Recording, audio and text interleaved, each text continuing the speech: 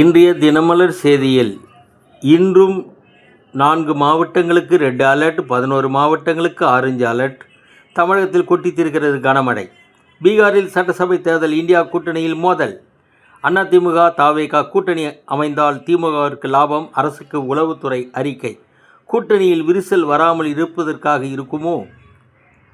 அதிகாரிகள் குளறுபடியால் கொள்முதல் பாதிப்பு. நெல்மணிகள் மழையில் நனைவதால் விவசாயிகள் கவலை. அரசின் திட்டமிடல் இல்லாததால் இழப்பு ஏற்படுத்தியுள்ளது. தீபாவளி பரிசு மழையால் திமுகவில் உற்சாகம். இதனால் அதிமுக தொண்டர்கள் வருத்தத்தில் உள்ளனர். கேரள மாநிலம் சபரிமலை 4 கிலோ தங்கம் மாயமானது அடுத்து குருவாயூர் கோவிலிலும் தங்கம், வெள்ளி விலையுயர்ந்த பொருட்கள் காணாமல் போயிருப்பதாக குற்றச்சாட்டு எழுந்துள்ளது. 40 ஆண்டுகளாக கணக்கு பார்க்கவில்லை. வணக்கம்.